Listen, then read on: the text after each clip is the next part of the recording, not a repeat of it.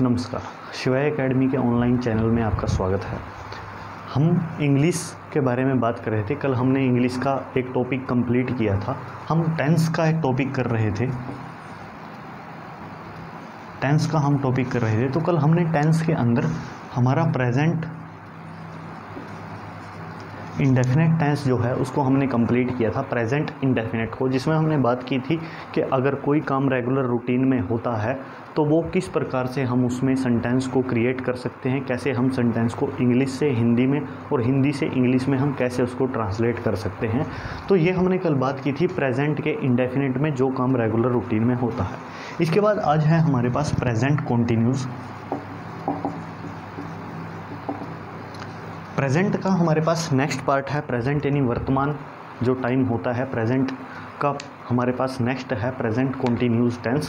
Present continuous का मतलब देखिए क्या होता है। वर्तमान में कोई काम अगर चल रहा है, हमें अभी भी पता चल रहा है कि वह काम अभी भी हो रहा है, चल रहा है, तो वो हमेशा ही प्रेजेंट के कॉन्टिन्यूस में होता है। मान लीजिए अगर मैं कहूँ कि मैं अभी बोल रहा हूँ, या कोई व्यक्ति कहे कि मैं अभी देख रहा हूँ, कोई कहे मैं टीवी देख रहा हूँ, कोई अगर खेल रहा है तो वो कहेगा कि वह खेल रहा है, या मैं खेल रहा हूँ, या कोई और खेल रहा है, या तुम खेल रहे हो, या कोई व्यक्ति देख रहा है, या कोई पढ़ रहा है, या फिर कोई लिख रहा है, या कोई व्यक्ति जा रहा है।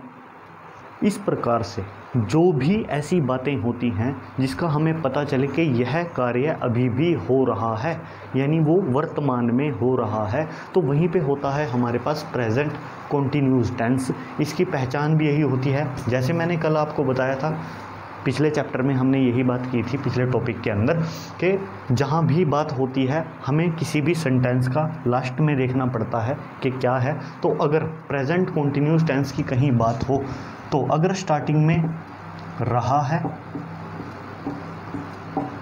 रहे हैं या रही है, मान लीजिए कोई व्यक्ति एक है तो वो किसी कार्य को कर रहा है, एक से ज़्यादा हैं तो वो उस काम को कर रहे हैं, अगर वो लड़की है तो किसी काम को कर रही है, तो जहाँ भी ऐसा हो वहीं पे होता है प्रेजेंट कॉन्टिन्यूस टेंस।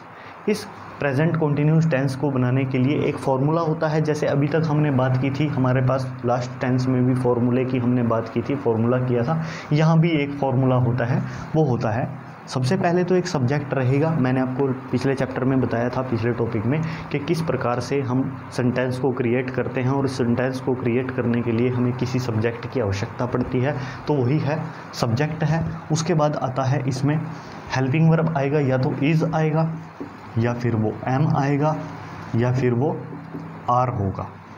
और ये भी हमें पता चलेगा सब्जेक्ट के हिसाब से कि किस सब्जेक्ट के साथ में हमने इज़ लगाना है, किसके साथ में एम, किसके साथ में आर लगाना है। उसके बाद यहाँ भी वर्ब की वही फर्स्ट फॉर्म रहेगी, पर इसके साथ में आ जाएगा आईएनजी। आईएनजी लगने से ही हमें पता चलेगा कि वो कार्य चल रहा है। तो इज़ एम आर के साथ में वर्ब की फर्स्ट फॉर्म प्लस आईएनजी, और फिर बाद में ऑब्जेक्ट है तो ऑब्जेक्ट आ जाएगा। अब देखिए सबसे पहले हम इनका यूज़ करते कहाँ कहाँ हैं। देखिए सबसे पहले हम बात करेंगे इज़ का यूज़ हम किस किस सब्जेक्ट के साथ में कर सकते हैं। इज़ का यूज़, तो इज़ का यूज़ हम करते हैं हमेशा ही शी, इट, या फिर कोई नेम हो, इन सब के साथ में हम हमेशा ही इज़ का यूज़ करते हैं। एम का यूज़ हम केवल आई के साथ में ही करते हैं। आर का यूज़ हम करते हैं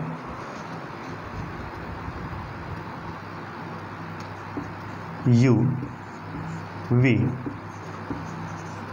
दे के साथ। या इसके अलावा अगर कोई प्लूरल सब्जेक्ट हुआ, यानी बहुवचन में अगर कोई सब्जेक्ट हुआ, तो उसके साथ में भी हम आर का ही यूज़ करेंगे। तो ये हमारे पास इज़, एम और आर का यूज़ रहता है। अब देखिए इसके अंदर भी सेंटेंस वैसे ही, तो मैंने आपको पिछले चैप्टर में बताया था कि हमारे पास हर एक टेंस को करने के लिए 4 पार्ट होते हैं, यानी हम 4 प्रकार के सेंटेंस उससे बना सकते हैं। तो सबसे पहले आता है हमारे पास पॉजिटिव सेंटेंस। सबसे पहले हमारे पास पॉजिटिव सेंटेंस आता है। जैसे अगर मान लीजिए मैं ये बात कहूँ,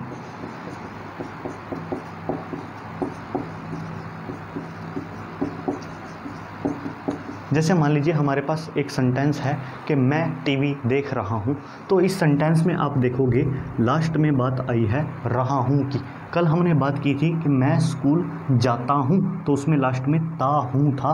आज है मैं टीवी देख रहा हूँ, तो हमें रहा हूँ से पता चल जाएगा कि ये बात वर्तमान की हो रही है और कार्य अभी भी चल रहा है। तो इसी से हमें पता चलेगा कि ये प्रेजेंट का कॉन्टिन्यूस टेंस है। तो मैं कहूँ कि मैं टीवी देख रहा हूँ, तो मैं को हम बोलते हैं आई, और आप देखिए कि आई के साथ में हम जिस हेल्पिंग वर्ब का यूज़ कर सकते हैं वो है एम, तो हम कहेंगे आई एम।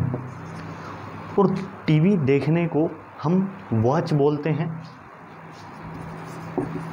और वॉच होगी वर्ब की फर्स्ट फॉर्म, साथ में हमने किसका यूज़ करना है आईएनजी का, तो हम इसके साथ में ही आईएनजी का यूज़ भी कर देंगे क्योंकि वर्ब के साथ ही हमने आईएनजी लगाना है। तो हम कहेंगे आई एम वॉचिंग, और क्या हमने बाद में किसका यूज़ करना है ऑब्जेक्ट का, ऑब्जेक्ट है हमारे पास टीवी, तो हम कहेंगे आई एम वॉचिंग टीवी। तो बन जाएगा मैं टीवी देख रहा हूँ, तो हम कहेंगे आई एम वॉचिंग टीवी। इसी तरीके से अगर मैं कहूँ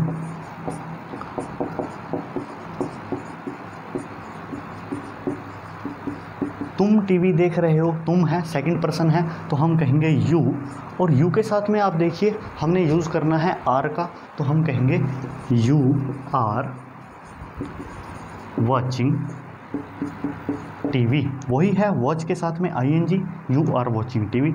ऐसे ही अगर मैं कहूँ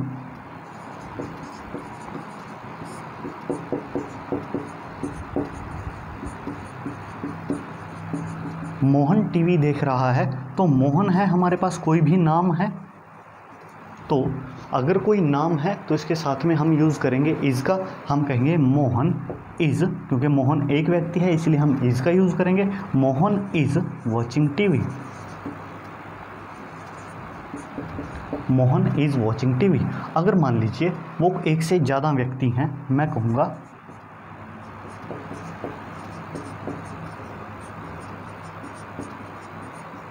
वे टीवी देख रहे हैं, तो वे होता है दे, और दे के साथ में हमने यूज़ करना है आर का ही, तो हम कहेंगे दे आर वॉचिंग टीवी,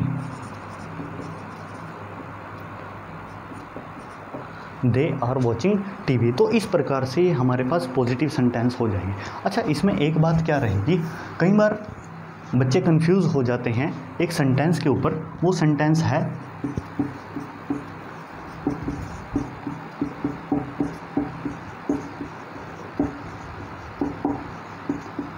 जैसे यह है कि मेरा भाई टीवी देख रहा है। अब इसमें बात आई है मेरा भाई की, तो बच्चे इसको समझ लेते हैं कि ये फर्स्ट पर्सन की बात हुई है, क्योंकि आई, माई, मी ऐसे शब्द जो हैं वो हमेशा ही फर्स्ट पर्सन में गिने जाते हैं। पर आप लोग एक बार ध्यान से इस चीज़ को ऐसे देखिए, इसमें बात मेरी नहीं की गई है, मेरा तो सिर्फ इंट्रोडक्शन दिया गया है एक, किसके लिए, उस भाई को इंट्रोडाइज कराने के लिए। तो मेरा भाई भी हमारे पास हमेशा थर्ड पर्सन में होगा।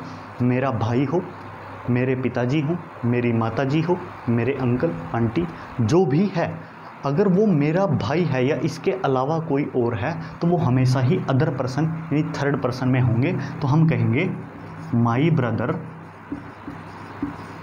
अब माई ब्रदर क्या है, थर्ड पर्सन है, तो उसके साथ में हम यूज़ करेंगे इज़ का ही, क्योंकि वो इट के साथ में आ जाते हैं। हम कहेंगे my brother is watching TV, मेरा भाई टीवी देख रहा है। तो ये सेंटेंस में भी आपको कंफ्यूज होने की ज़रूरत नहीं है, सिर्फ आई, माई, मी इन शब्दों के साथ में ही इन्हीं को ही हम मानते हैं फर्स्ट पर्सन में। अदरवाइज़ कोई भी मेरे से जुड़ा हुआ भी अगर व्यक्ति है तो वो भी हमेशा थर्ड पर्सन में ही हम लेके चलते हैं। तो ये इस प्रकार से हमारे पास हो जाते हैं इसमें पॉजिटिव सेंटेंस। इसके बाद इसमें ही आते हैं नेक्स्ट हमारे पास नेगेटिव सेंटेंस होते हैं। जैसे हमने कल भी किए थे नेगेटिव सेंटेंस, वो इंडेफिनेट में थे, आज हमारे पास कॉन्टिन्यूज़ है, तो कॉन्टिन्यूज़ में भी कुछ नेगेटिव सेंटेंस होते हैं। जैसे मान लीजिए मैं कहूँ, इसी सेंटेंस को मैं नेगेटिव भी बना सकता हूँ। मैं कहूँ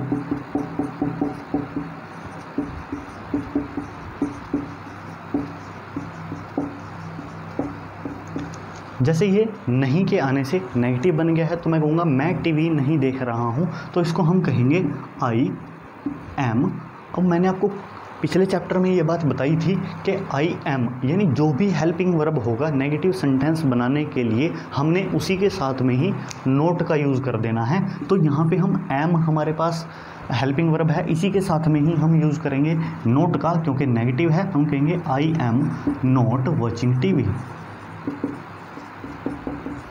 I am not watching TV. इसी प्रकार से अगर मैं कहूँ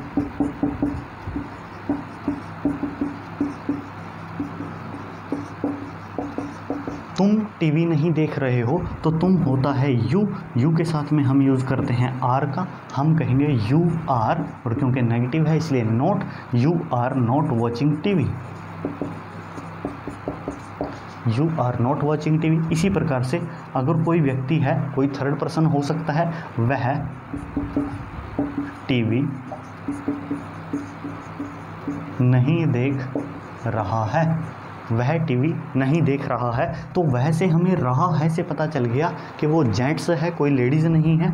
तो हम कहेंगे वह टीवी नहीं देख रहा है, तो वह होता है ही, वह जेंट्स है, तो हम कहेंगे ही के साथ में हमने यूज़ करना है इज़ का ही, हम कहेंगे he is not watching TV,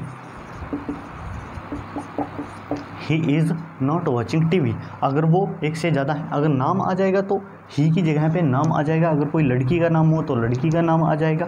तो इसी प्रकार से इज़ ही रहेगा इनके साथ में, क्योंकि ही सी इट और नेम के साथ में इज़ है। अगर वो एक से ज़्यादा है,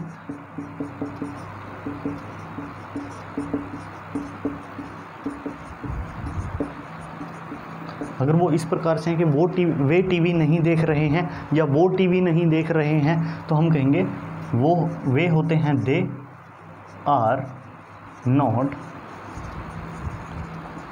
वॉचिंग टीवी, तो हम कहेंगे they are not watching TV. तो इस प्रकार से ये हमारे पास नेगेटिव सेंटेंस भी हो जाते हैं। इसके अलावा कोई भी सब्जेक्ट हो, आप सब्जेक्ट के हिसाब से इज़, एम या फिर आर का यूज़ कर सकते हो, और हेल्पिंग वर्ब के साथ ही नोट का यूज़ रहेगा नेगेटिव सेंटेंस के अंदर। उसके बाद नेक्स्ट हमारे पास इसमें आ जाते हैं जो तीसरे प्रकार के सेंटेंस होते हैं।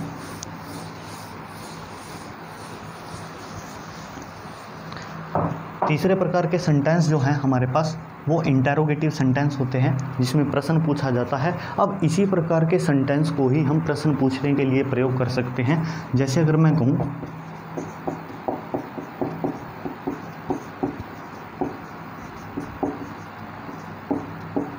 तो इस प्रकार से हम बहुत बार बातें करते हैं, क्या मैं टीवी देख रहा हूँ, क्या मैं खाना खा रहा हूँ, क्या मैं झूठ बोल रहा हूँ। इस प्रकार से हम कई बार बातें करते हैं अपने आम बोलचाल की भाषा में भी, तो वहाँ पे भी हम इसका प्रयोग करेंगे। अगर मैं कहूँ कि क्या मैं टीवी देख रहा हूँ, तो ये एक इंटेरोगेटिव सेंटेंस बन जाता है। और कल मैंने आपको बताया था कि इंटेरोगेटिव सेंटेंस बनाने के लिए हमें क्या करना होगा, जो भी हमारा सिंपल सेंटेंस था उसके साथ जो भी हेल्पिंग वर्ब हमने लगाया था, जिस सब्जेक्ट के साथ जो हेल्पिंग वर्ब लगाया था उसी को उठाना है और उसी सब्जेक्ट से पहले लेकर के आ जाना है, और वो हमारे पास इंटेरोगेटिव सेंटेंस बन जाएगा। जैसे मैं कहूँ कि क्या मैं टीवी देख रहा हूँ, तो मैं यानी आई के साथ में हमने यूज़ किया था एम का, तो हम कहेंगे एम आई, टीवी देखने को वॉच ही बोलते हैं, और क्योंकि ING है तो बन जाएगा वॉचिंग, एम आई वॉचिंग टीवी। क्या मैं टीवी देख रहा हूँ तो बन जाएगा एम आई वॉचिंग टीवी। इसी प्रकार से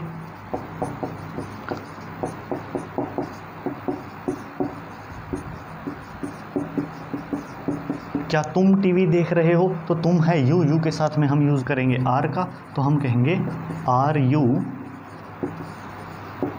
वॉचिंग टीवी, हम कहेंगे आर यू वॉचिंग टीवी। इसी प्रकार से अगर मैं कहूँ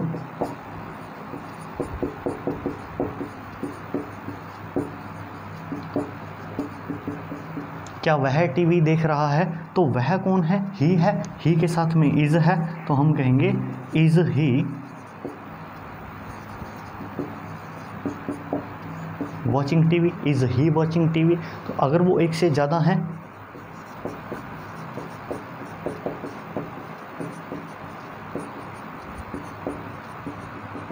क्या वे टीवी देख रहे हैं, तो वे है, दे के साथ में हमने यूज़ करना है आर का, तो हम कहेंगे आर दे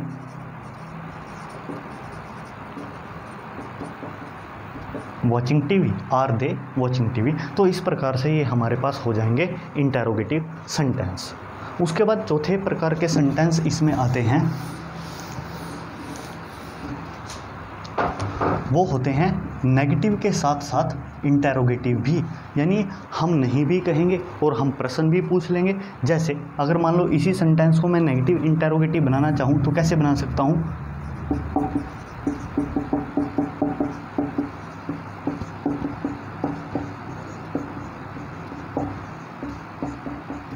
जैसे ये है, क्या मैं टीवी नहीं देख रहा हूँ, तो मैंने यहाँ पे क्या किया है, प्रश्न भी पूछ लिया है क्या से, और नहीं यानी नेगेटिव भी। इसी प्रकार से हम बोलते हैं क्या मैं टीवी नहीं देख रहा हूँ, क्या मैं झूठ नहीं बोल रहा हूँ, क्या मैं खाना नहीं खा रहा हूँ, क्या मैं देख नहीं रहा हूँ। तो ऐसे बहुत सारे सेंटेंस होते हैं अपनी आम बोलचाल की भाषा में भी जिनका हम प्रयोग कर सकते हैं। तो हम कहेंगे, अगर मैं कहूँ कि क्या मैं टीवी नहीं देख रहा हूँ, तो वही है हमारे पास नेगेटिव सेंटेंस हमने बनाया था, उसी में से ही हमने इंटेरोगेटिव बना लेना है, यानी हेल्पिंग वर्ब को आगे ले आना है, नोट जहाँ था वहीं का वहीं रह जाएगा। तो हम कहेंगे एम आई नॉट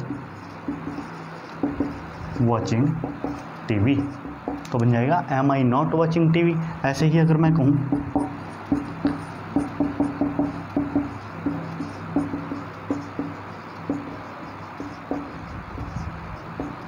क्या तुम टीवी नहीं देख रहे हो, तो तुम होता है यू, यू के साथ में हम यूज़ करते हैं आर का, तो हम कहेंगे are you not watching TV,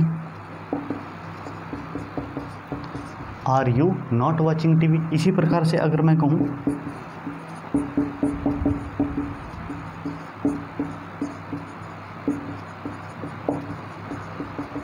क्या वह टीवी नहीं देख रहा है, तो वह होता है ही के साथ में हम यूज़ करते हैं इज़ का, तो हम इज़ को ही आगे ले आएंगे, इज़ ही नॉट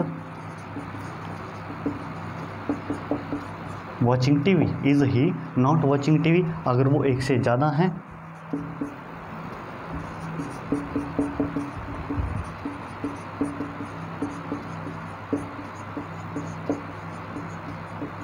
क्या वे टीवी नहीं देख रहे हैं, तो वे होता है दे, इसके साथ में हम यूज़ करते हैं आर का, हम कहेंगे are they not watching TV, are they not watching TV. तो इस प्रकार से हमारे पास ये हो जाते हैं नेगेटिव इंटेरोगेटिव सेंटेंस। तो प्रेजेंट कंटिन्यूस के अंदर यही 4 प्रकार के सेंटेंस केवल हमारे पास होते हैं, पॉजिटिव, नेगेटिव, इंटेरोगेटिव और नेगेटिव इंटेरोगेटिव। इनके करने का यही एक तरीका होता है, इसके अलावा और कोई तरीका नहीं होता है। तो आप वर्ब को कोई भी लगा सकते हो, टीवी देखने की बजाय आप चाहे खेलना, पढ़ना, लिखना, गाना, सोना, आप कोई भी ऐसा वर्ब लेके और पूरे सेंटेंस को क्रिएट कर सकते हो। हमेशा सेंटेंस ऐसे ही बनेंगे इसके अंदर। अब थोड़ा सा एक तरीका क्या बदल जाता है, कुछ स्पीकिंग इंग्लिश के लिए इसमें थोड़ा सा बोलने का तरीका बिल्कुल फॉर्मूला सेम रहेगा, थोड़ा सा बोलने का तरीका बदलता है। वो क्या होता है, जैसे मान लीजिए आर है और उनको आर नोट बोलना होता है, तो वो आरंट करके इसको बोल देते हैं। आरंट का मतलब होता है आर नोट ही है। तो अगर हम नेगेटिव इंटेरोगेटिव सेंटेंस बना रहे हैं तो आप यहाँ पे आर के साथ में नोट को भी बाहर लेके आ सकते हो। तो आप कह सकते हो आरंट यू वॉचिंग टीवी, इस तरीके से इसको बना सकते हैं। तो इसी प्रकार से इज़ के साथ भी वो एंटी को बाहर रख देते हैं, तो बन जाएगा इजंट ही वॉचिंग टीवी या इजंट मोहन वॉचिंग टीवी, या कोई भी अगर नाम है तो उसके साथ में। तो इसी प्रकार से ये एंटी जो है वो नोट का ही काम करता है। तो बस एक यही इसका थोड़ा सा अलग तरीका होता है स्पीकिंग के लिए, और कुछ नहीं है। बाकी इसके बारे में कल मैंने आपको बहुत सारी डिटेल लास्ट वीडियो में बता दी थी। अगर आपने वीडियो नहीं देखी है तो उसको दोबारा से आप देख लीजिए, मैं डिस्क्रिप्शन में उसका लिंक डाल देता हूँ, तो आप उसको उसमें देख के बेसिक पॉइंट से समझना ज़रूरी है। तो बेसिक जो है वो उसी में ही बताया गया है, इसलिए आप बेसिक से इसको समझ सकते हो। Thank you.